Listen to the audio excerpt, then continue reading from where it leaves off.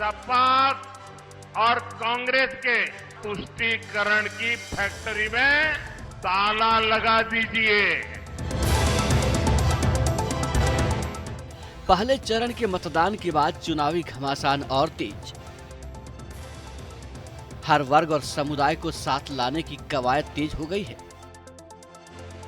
PM Modi सभाओं में गिना रहे हैं अपनी सरकार की उपलब्धियां। पीएम मोदी अपनी सभाओं में कांग्रेस और एसपी समेत तमाम विरोधी दलों पर जोरदार निशाना साध रहे हैं। साथ ही वे लोगों को यह भी बता रहे हैं कि उनकी सरकार ने अलग अलग वर्ग और समुदाय के विकास के लिए क्या खास काम किया। सोमवार को अलीगढ़ दौरे पर पीएम ने बताया कि सरकार अल्पसंख्यकों के उत्थान के काम में लगी है और उसका जोर मुसलमानों के विकास पर है, ताकि देश के विकास में वो ताल से ताल मिलाकर दूसरों के साथ आगे बढ़ सकें। दूसरी तरफ उन्होंने विपक्ष पर सियासी फायदे के लिए वोट बैंक की राजनीति करने का आरोप लगाया। इसी क्षेत्र में 3 तलाक से पीड़ित कितनी ही बेटियों का जीवन तबाह हो गया था। अब मोदी ने 3 तलाक के खिलाफ कानून बनाकर उनका जीवन भी सुरक्षित किया है।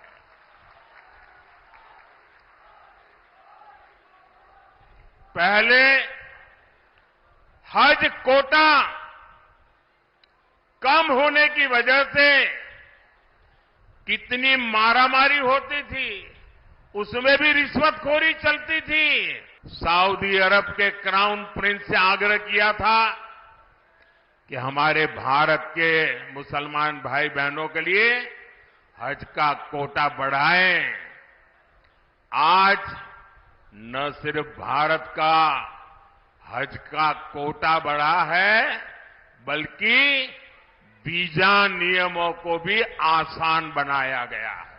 साथियों, कांग्रेस, सपा जैसी पार्टियों ने हमेशा तुष्टीकरण की राजनीति की और मुसलमानों के राजनीतिक, सामाजिक, आर्थिक उत्थान के लिए कभी कुछ नहीं किया। पीएम अपनी सभाओं में इंडिया गठबंधन पर और खासकर कांग्रेस पर तीखा हमला कर रहे हैं। पिछले दिनों पीएम ने राजस्थान के बांसवाड़ा में कहा था, अगर कांग्रेस केंद्र में सत्ता में आती है तो वह लोगों की संपत्ति लेकर मुसलमानों में बांट देगी। इस बयान से कांग्रेस तिलमिलाकर चुनाव आयोग के पास शिकायत करने पहुंच गई और 17 शिकायतें दर्ज करा दी। कांग्रेस पीएम के तमाम आरोपों को झूठा बता रही है। देश के प्रधानमंत्री ने आज फिर झूठ बोला।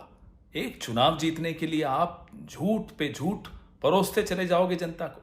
कांग्रेस के मैनिफेस्टो में कहीं भी, मैं ये चुनौती करता हूं प्रधानमंत्री को, कहीं मुसलमान या हिंदू कोई इस तरह का शब्द हो तो हमें बताएं और ये चुनौती स्वीकार करें, नहीं तो झूठ बोलना बंद करें।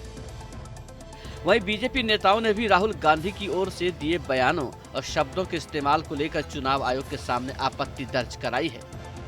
राहुल के खिलाफ जो शिकायत की गई है उनमें कहा गया है राहुल गांधी देश के अंदर भाषा और प्रांत के नाम पर लड़ाने का षड्यंत्र रच रहे हैं। उसे लेकर उनके खिलाफ कठोर कार्रवाई होनी चाहिए।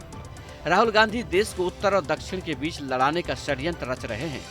राहुल गांधी झूठा प्रचार कर रहे हैं कि देश में 20 करोड़ करीब बढ़ गए हैं, इसकी भी शिकायत की है। सियासी संग्राम में वार पलटवार के बीच दोनों ही दल एक दूसरे के खिलाफ चुनाव आयोग के पास पहुंच गए हैं। ऐसे में अब चुनाव आयोग क्या फैसला करता है ये तो आने वाले वक्त में पता चलेगा, लेकिन इतना तो तय है कि देश में बीजेपी और कांग्रेस के बीच सियासी घमासान और तेज हो गया है। T news nation.